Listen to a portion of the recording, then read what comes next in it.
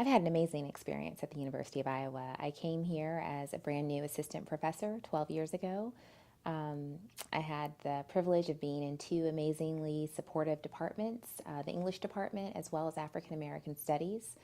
I think having both departments was really useful.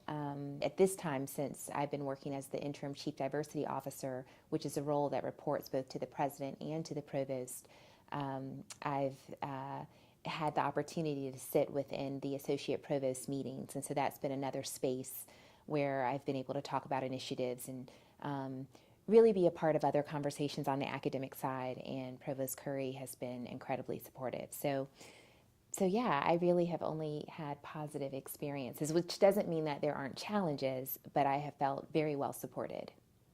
Being a person of color in a predominantly white institution can have its challenges, especially serving in a leadership role, and then that tied to being a woman, right? And so there's that intersectionality of identity.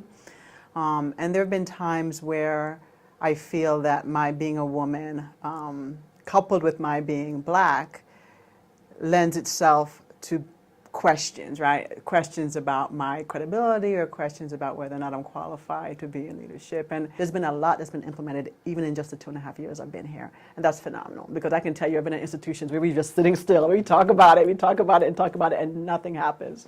So on the positive side, there's a lot being done. But yes, there is frustration because we could do more, but there's not enough resources to address it all. As a woman of color, I feel that there are not many people that look like me when it comes to me attending classes or attending any extracurricular activities outside of anything that Black organizations host. I feel that there are a lot of resources that are provided for me, but there are also a lack of resources. For example, having Black professors, whether they're male or female. When we first arrived on campus, we being my husband and I, because we came at the same time, within a few months, we were getting invitations to speak at, middle schools, high schools, community functions. You are sought out by various students for different, mentoring opportunities. We're a PWI, we're not an HBCU, and the influence that she has made on this campus is big, is great. And I think she opened doors for a lot of other people of color, women of color on this campus. She means a lot to a lot of people. I am currently the new Black Student Union president, so my tenure will start in the fall.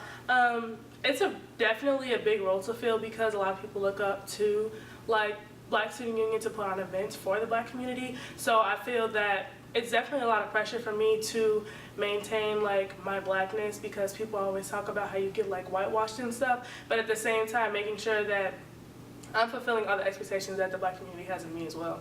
I know where to go to speak to people of color and women of color who will give me encouragement and stuff, but I'm in class right now and I need that encouragement in my classroom. It's important. Representation does really matter.